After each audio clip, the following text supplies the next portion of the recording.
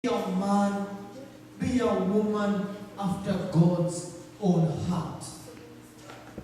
And when you're after God's own heart, a whole lot of things will cease to be important. God will become important. As I conclude, Paul was writing to Timothy, and he says, "For I have fought good fight. I have finished my course,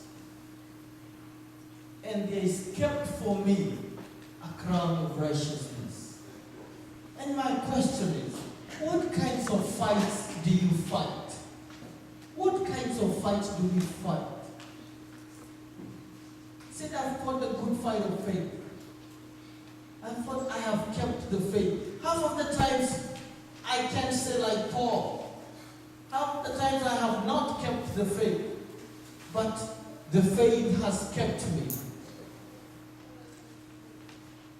But I thank God because I made that call. And when I make that call, when I feel like I have violated the contract, when I feel I'm not worthy, my chief high priest, my mediator, is interceding for me with the Father. Have you made that call? Would you make today the day when you make that call? You have done so much. But the word says, what does it profit a man if he gains the whole world and loses his own soul? The only way you can lose your soul is when you don't make that call. Because you be afraid of man. You were talking to my wife the other day. We were discussing this verse that says, when Jesus was saying, be afraid of a man. Do not be afraid of man who can do what? Kill the body. Fear God. Who can kill the body and soul. Our greatest fear has been man. Our greatest fear has been man.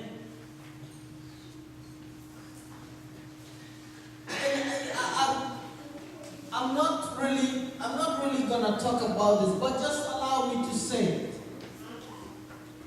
Our greatest fear has been man. That when I come to church late, and I have a couple of times, I always go back and ask myself, how many times have I gone to my job late? Because I can tell you, I walk in, the first day late, I'll be like, okay. The second day, okay. That day they will dock my pay, right? They'll be like, you can't be paid for 8 hours if you came for 7 hours. And then the other a couple of days later, they will, hey, do this, take a couple of days out there, get yourself together, think about the job or, what is important, set your, and then come back. And then, give us a call, or they tell you go, don't call us, we will call you. Don't call us, we'll call you. When somebody has a wedding or a pre-wedding, I want my name to appear in the book that I contributed. And I have to make sure I give that contribution and I have to call the treasurer to make sure they wrote my name now. You're gonna write why? Because I'm afraid of a man. What do people say? What do people say? But then, how much am I afraid? How much do I fear God? How much do I fear God? Do I need the pastor to every day tell me about coming to church hour? Do I need to be reminded about giving? Do I need to really be reminded? When I was young, my brother, was a leader of a group, a youth group we had when we were in high school. And in this youth group, he used to say, I don't know if he remembers, he used to tell us all the time, God is the only boss who can fire you and still keep you working.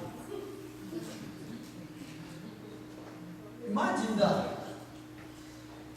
Imagine. Can you ask yourself, imagine that. You already fired. You're fired, it's done deal, you're done, you can't work it for. But every day you wake up and you dress up, you clock in and clock out, but you're fired.